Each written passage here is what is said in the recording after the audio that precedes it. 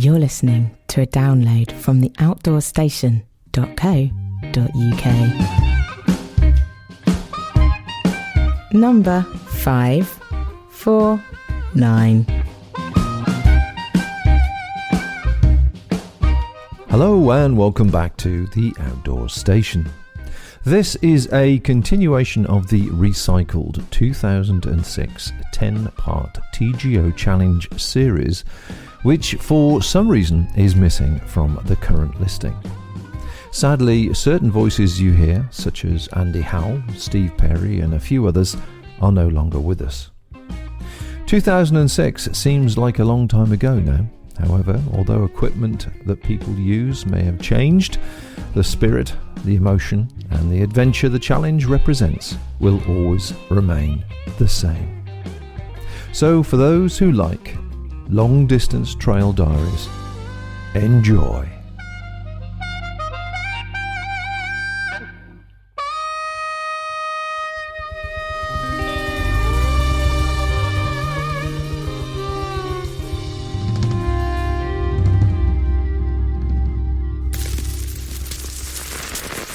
Switch on your wireless anytime, day or night, and you're bound to hear...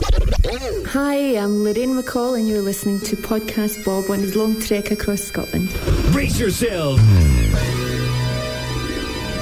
Backpackinglight.co.uk. The UK's first outdoor podcasting show. Minimum weight. Maximum fun. Hello and welcome to this special Backpacking Light podcast 10-part series recorded as part of the 2006 TGO Challenge, sponsored by the Great Outdoors magazine and Berghaus. For those of you who don't know, the TGO Challenge is an organised walk which takes place in May of each year from the west coast to the east coast of Scotland, which is approximately 200 miles. Set up in 1980, the framework and principle is totally unique. It isn't a race or a competition of any kind. The object is to foster good fellowship among walkers within the framework of a challenging expedition. The start consists of 12 sign-out locations on the west coast, from Torridon in the north down to Ardrishaig in the south, and each challenger, solo or group, makes their way via a high route, low route or mixture of the two across Scotland to finish anywhere between Arbroath and Fraserburgh on the east coast. There's a set 2-week window to do this in, and each participant submits their route for inspection prior to departure for safety and advice reasons. The places, however, are limited to 300, and details about the event, if you're interested, and entry forms and past diaries can be found in the October issue of TGO magazine. Each participant makes the challenge as easy or as hard as they wish. The extremes can be a solitary, remote route, sometimes not seeing another person for days on end, or a route which takes in the many social events, perhaps using established accommodation all the way. Most people do a mixture of the two in different forms. This year, I undertook the crossing with my wife Rose, from Lochailort to Dunatar Castle. As we went, I recorded this audio diary to try and capture the atmosphere and to share our experience and those of the many people we met en route. The 2006 TGO Challenge, Part 10. This is our final episode in this, the 10-part series of the 2006 TGO Challenge. I hope you've enjoyed listening to them as much as I've enjoyed doing the walk and editing the interviews. During the Thursday night social, my last interview was with Louise Kiernan from Portland, Oregon. As it was a social event, I may have had 1 or 2 refreshments prior to our chat, so forgive me if my speech is slightly tired. It's been fantastic. Fantastic. Yeah? Yeah. Was your previous crossing the year before? Yes, and I came with the Laborwoods, the other Americans. They've been here 10, 11 times. So this time I wanted to come on my own and do my own maps. And I brought my little brother with me. And it was his first time and my second. It was fantastic. Okay, so obviously you're experienced and you're guiding yourself. How did he find it for the first time? He said it was hard. Yeah? Yeah, it was hard. So what makes it hard from the people from the US? Is it no trails? Yeah. Well, first of all, you don't understand the hills, the Scottish hill walking. Because, when you're at home and you say to somebody, I'm walking across Scotland, they think, oh, wasn't that nice? You're taking a walk and there's healing coos, you know, and blah, blah, blah. It's very romantic. I don't think they understand that it's a flippin' backpacking journey. So that's the number one thing, I think, is you don't understand the terrain and how difficult it can be. And then number two is you don't understand how nice the people are. There's not one person that wasn't kind and helpful and just friendly to us all the way across. They were wonderful. So where did you start from? Shieldbridge. Shieldbridge, so Yeah. that's a sort of fairly low-level start, isn't it? Low level start. Went up through Glen Affric to the youth hostel there. And then one of the best experiences I ever had in my entire life was Coogee Lodge. Do you know about it? This wonderful woman called Valerie. And she's been taking challengers in for years. It's kind of a bunkhouse. She had 8 kids. And my brother was doing a little video. He interviewed some of these free-range children up there. You know, they're actually running wild still. They're just what kids should be, playing. And she puts a white sheet on the house at 12 o'clock so the kids know when to come home for lunch. You know, all these stories. Unbelievable. I'd like to do a book called The Women of the Challenge. It would be great, wouldn't it? Wouldn't it be great? We put Valerie in there. We would put this lady, Mrs. Robertson, that retired from bed and breakfast at Bridge of Gower last year. Marvelous women. You know, Barbara, did you interview Barbara Johnson? 76 years old, this doctor that's doing it, the oldest woman. Because there aren't as many women as there are men. And I think they're a special breed, the distaff side. Yeah. Anyway, I'm going off on a tangent. I'm sorry. No, it's interesting. Yeah. What I'm interested in is the fact that you did it the first time with friends, obviously, and now, if you like, you've done it with a more experienced head. Yeah. With your brother. Yeah. And what have you noticed, looking at him, that he's experienced that you look back on and go, yeah, it's like this all the time? Yeah. Well, first of all, the first day he was going to count all the little streams that you cross. No. And I thought, nuts, you know. And then after the third day, he said, all right, I didn't know. And then we were just coming from the start, and he looked at this path along the hill, and he said, oh, I really want to do that. And I said, you will, you know. And then when he did, he said, I didn't know. I just didn't know. And what he didn't know, what I learned last time was, no matter how good we think we're doing with our compass and our maps, we got up to the top of Corey Eric, and we didn't know which way to turn. But, you know, and after that, he said to me, it's all about the maps. We need to be better at these maps. So we started really studying the maps every, 20 minutes or so, because it's dangerous out there. He didn't know that. I kind of knew that from last year, that anything can happen. You just think it's a lark, I'm out there. Well, it's dangerous. So those kinds of things, I think. He was having some aha moments. Yeah, it must have been interesting watching that, because presumably you'd experienced that the year before. I did. Yeah, because I didn't know how scary it could be. I mean, they're not big mountains. I mean, to be fair, they're not big mountains. Not compared to the mountains you've got in the States. They're not big mountains, but they're very scary mountains, aren't they? They're scary mountains because they're hard and muscular. Really, they're very muscular and unforgiving. And honestly, when you make a wrong turn, you could be gone for days. And we didn't find out about these orange bags that everybody was carrying. I mean, we had a tent or whatever. We didn't have our little survival food. So we kept learning as we go, oh my goodness, we better be careful. Yeah.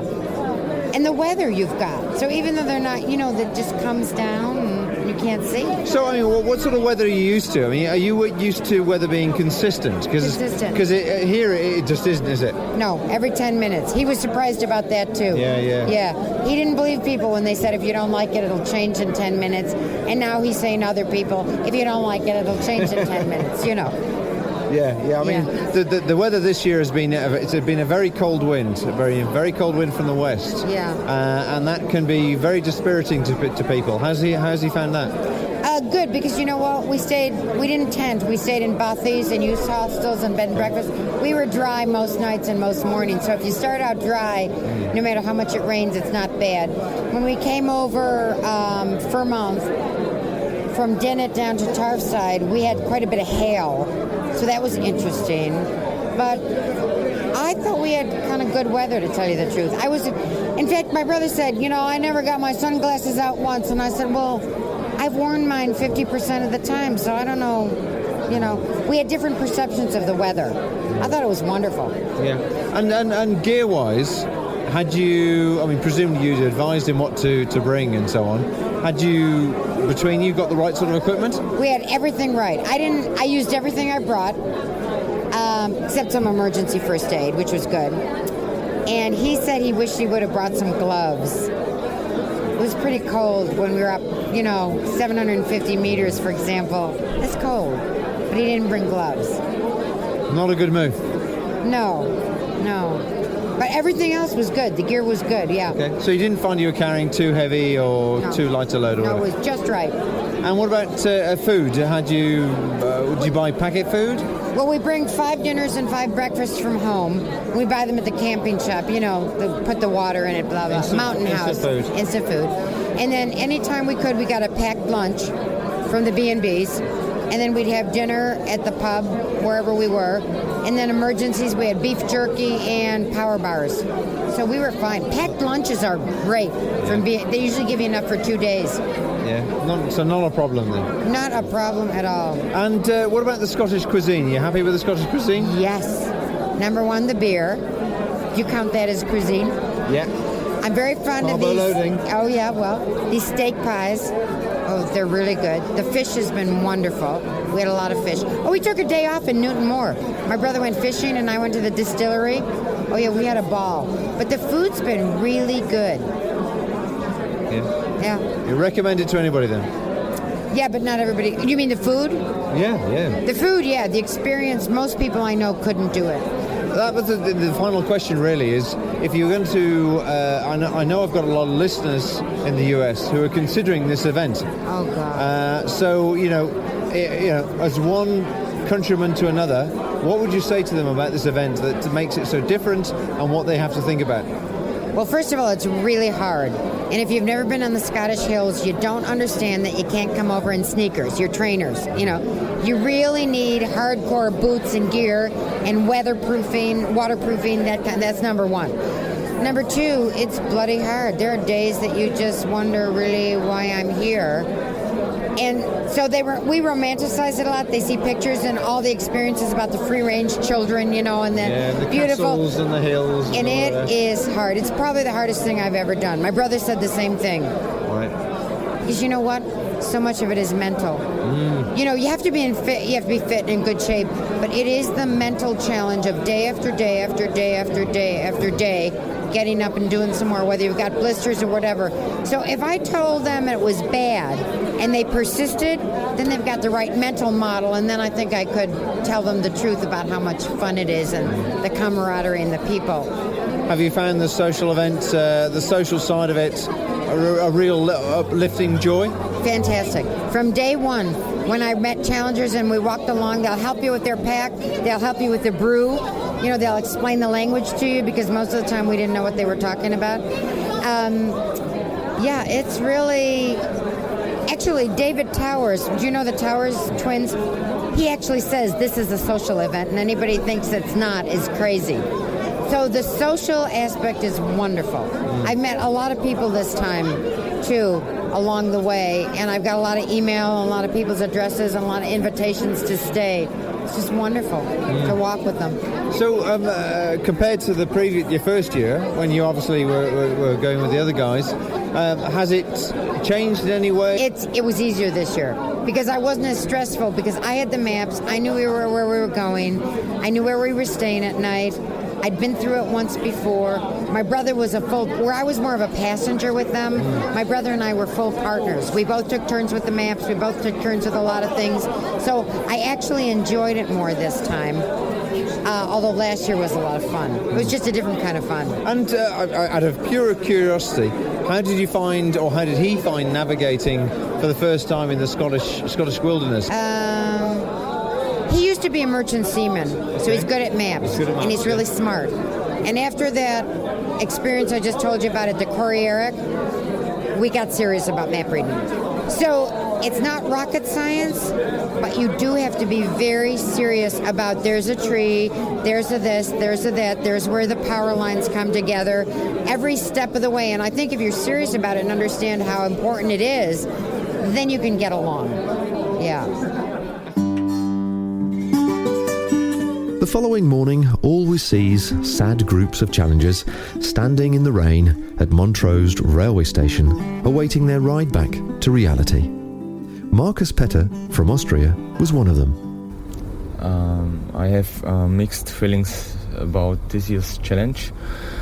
I passed across wonderful landscapes, but the weather was at most times not on our side, I suppose. Yeah. Were you ready for the weather? Were you prepared for the weather? Of course. Yeah. I did many walks before in Britain, and I think that I have a good equipment with me. Yeah, and you need good equipment for walking in Scotland. Otherwise, it's too risky, too dangerous, especially when you are walking alone, when you're on your own, What I'm interested in is how different it is to walking in Austria and the other places you've walked in Europe. Just like to explain that to the listeners. Maybe I can only speak for the eastern part of the Alps, but in Austria we have too many well signposted paths, in my opinion. Too many star-stuffed huts, and so you miss the sense of adventure you get when you are out for walking in Scotland. Yeah. It's too. Is it sort of too organised? Are you allowed to camp anywhere in Austria? I'm not sure.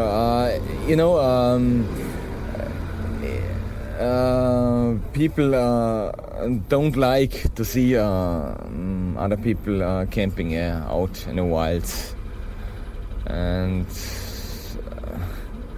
maybe it's allowed. I don't know exactly. Yeah. But it's not as free as Scotland. No, of course. It's not as free, than walking in Scotland. Yeah. And you do live in a blessed country, Yeah.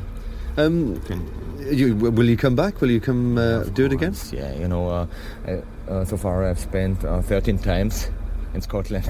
Okay. Maybe I'm the only Austrian who spent so many holidays in Scotland, and for sure I come back. Yeah. I will be back again. To speak again with Arnold Schwarzenegger.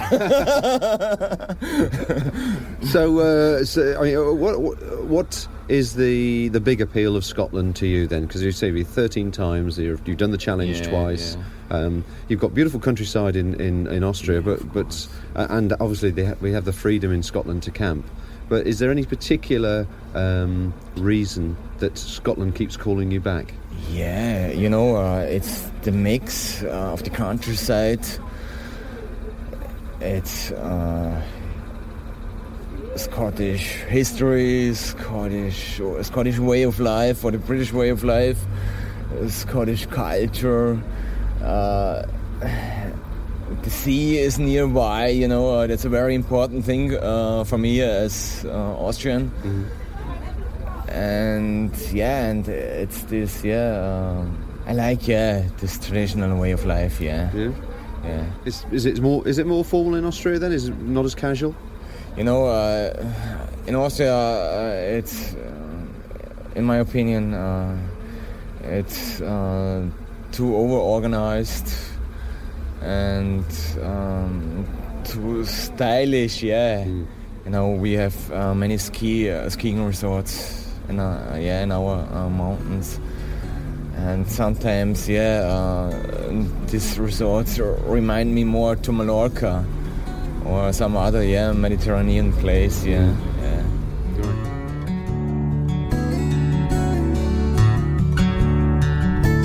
Our final piece, of course, has to be with organiser Roger Smith. He and his team of volunteers work remarkably hard, almost through the whole year, preparing for this event, and once again, all the preparation and planning paid off. It went very well indeed. I have to thank all challengers who are extremely good at phoning in or texting us. The texting service is proving very valuable. There's a lot of people. One of the problems we're generally finding is a diminution in the number of working public call boxes across the challenge area, and some of them don't take coins anymore, so mobiles are coming into play, but quite often people are texting because they can get a text through when they can't get a voice message through. So that is proving very helpful. So we have two means of people communicating with us, which is good. But everybody was very good about phoning in or texting us this year, and we had very few problems in that respect. Everything went remarkably well, considering that the weather wasn't particularly good. There were no really serious alarms. You yourself, of course, were involved in one of the slightly more serious incidents early on in the event when Shirley Worrell fell and injured herself, and everybody on the organisational team is most grateful to you and your wife for assisting her down to the Tom Doon Hotel. And typically with Shirley, much to our surprise, and I think possibly yours as well, she decided to carry on and reach the finish, which shows the great challenge spirit. But I think it was the fact that she had people around her helping her, which helped her to get through. And that's obviously one of the main things about the event. We heard many stories this year of people. I mean, there was quite a lot of people who became unwell, and we still don't know the cause of this, either sickness or diarrhea, or in one or two cases even both. Whether it was water in different, because it wasn't in the same area, it was in different areas, whether it was the water or something we just don't know, but there was something going around, certainly a bug of some kind or something causing sickness, and a lot of people received tremendous help from other challengers, which enabled them to get through to the finish, where if they'd been entirely on their own, they might not have been. I certainly met one person that had the sickness and diarrhea, but I didn't realise there was more than one or two people. What sort of number are we talking about? Oh, I would say 20 to 30, certainly. Gosh. And some of them, it was too much, and they had to retire a few. But Russ Mannion, for instance, was holed up for a whole day in Ballata, and just went into a B&B and just went to bed for literally 24 hours, I think. And typically Russ, he got up the next morning and decided he could stagger on, and he was by no means alone. We got quite a number of calls with people reporting that sort of thing. Oh gosh! Well, I'm glad they finished and their fortitude held through. Yeah, well, that's the way it is. I mean, as I said, other people were helping them. It's the ones who are on their own, the solo walkers, who obviously find it harder if you've nobody around you to help you, and you're really feeling rough, and it can be quite difficult. The only other sort of incident that we had that was a shame and a pity for the person concerned was with Ross Stokes, who after climbing Ben Nevis the next morning, this probably has nothing to do with climbing Ben Nevis, I had quite severe stomach pains and had to go to hospital in Fort William, and was in hospital for 2 or 3 days while they carried out various tests. But again, typical of Ros, she made her way over to Strathspey and Newtonmore, I think it was, and then finished off with 3 or 4 days walking at the end of the challenge, which not many people would have done. Oh, that's good. That's good news. So what were the actual figures then? Numbers started, numbers completed? Yeah, we had a couple of records this year. And again, those of us who on the organisational team, particularly myself, are most grateful to people near the time of the event, like Bob and Janet Tucker and Mick Hopkins and Peter Shepherd, otherwise known as Croydon and Morpeth, who came in at very short notice, had the bags packed and ready to go, because there always are late call-offs for whatever reason. And we always try to fill the places if we possibly can. So we actually ended up with 302 starters, which is the most we've ever had. 33 people had to retire in the end, or in some cases retired because their partner had to retire and they didn't want to carry on their own, which gave us a finish figure of 269, which again is the highest we've ever had. So does that take you now over the 5,500 people that have actually completed the challenge since inception? Yes, it's about 5,600 now. So we won't, I don't think, no, we certainly won't get our 6,000th finisher next year, but certainly will in 2008.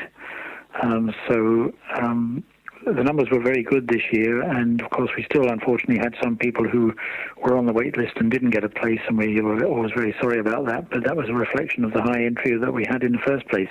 We had over 30 people who did regain their places, so the standby list certainly does work, and obviously the longer you can stay on it, the more chance you have of getting into the event. But obviously, not everybody can do that, and it's more the retired people and people like that who are able to sort of notify us that they can come in at very short notice and take part and join us, and we're always delighted to see them.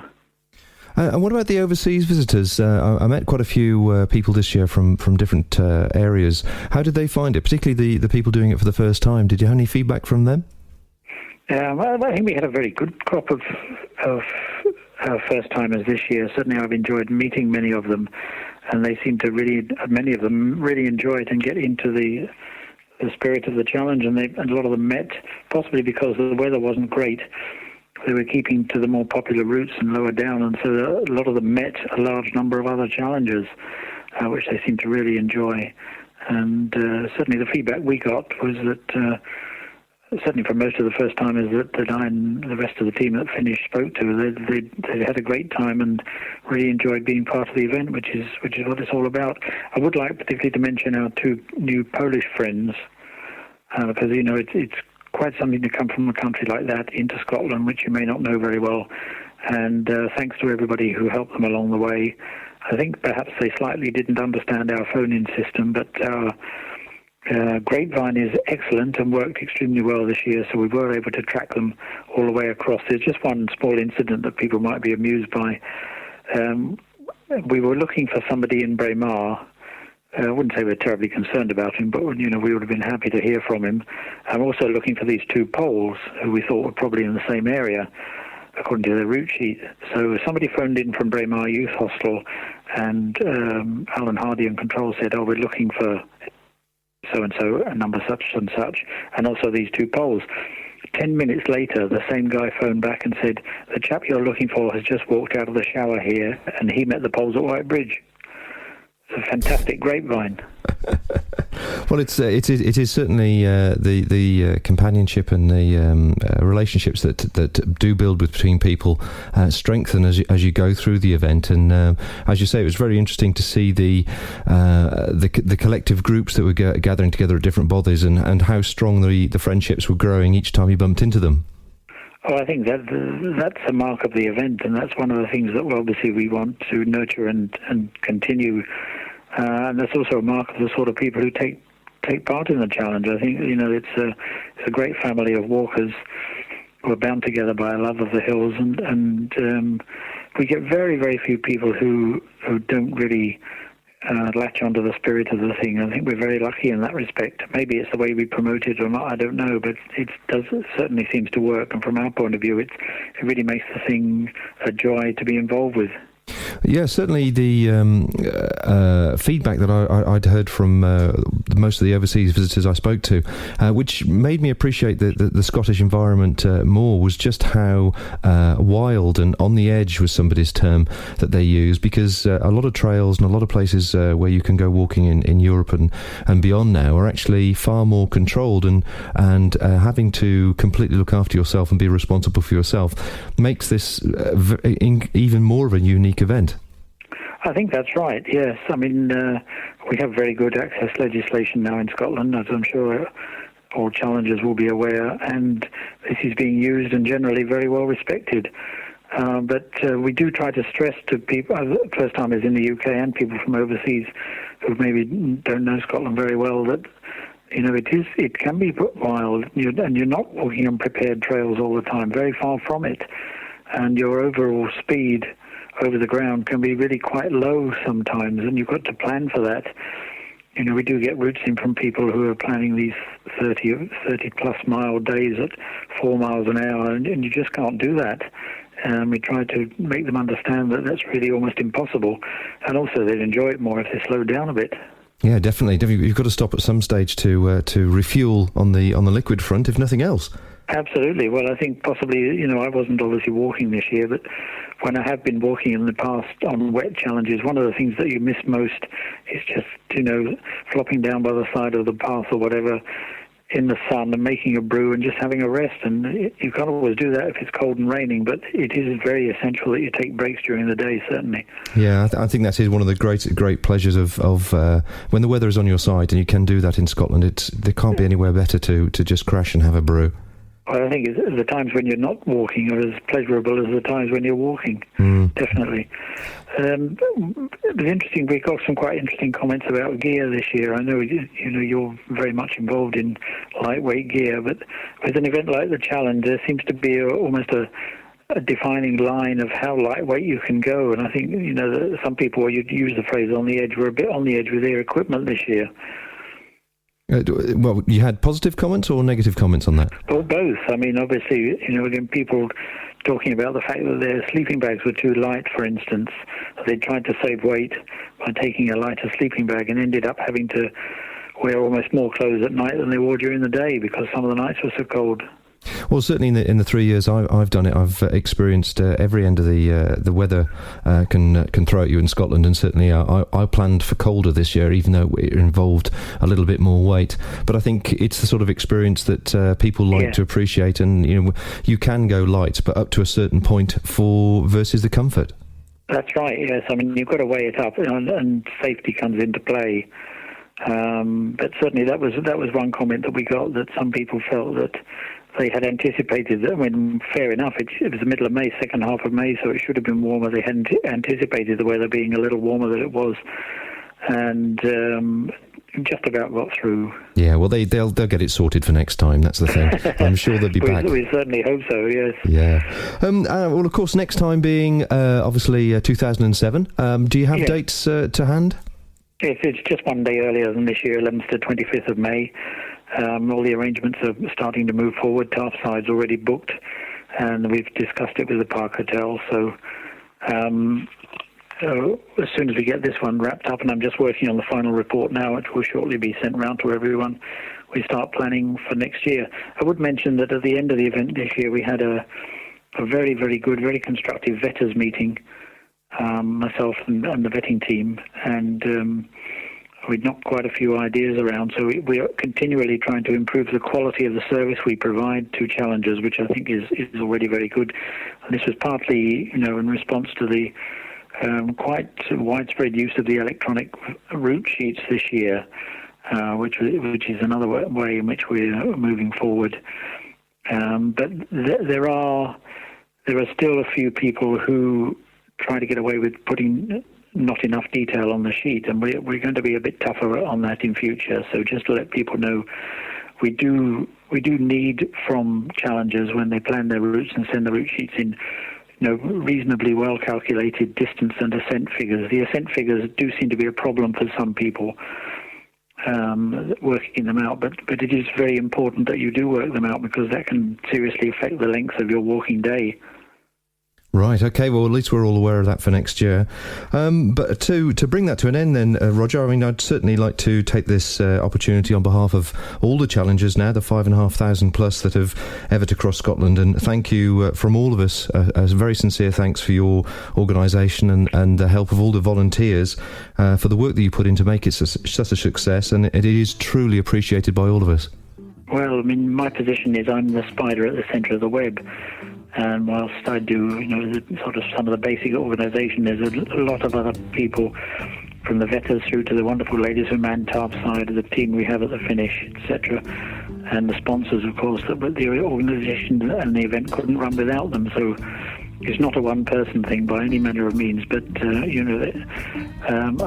had a lot of letters and a lot of emails from people thanking the team for the organisation and saying how much they enjoyed the event, and that's very much appreciated. So it was good this year, and we're sure it'll be equally good next year. Well, it's a wonderful team, and as I say, everybody I spoke to really appreciated all the effort everybody put in. So thanks to all of you. You're welcome.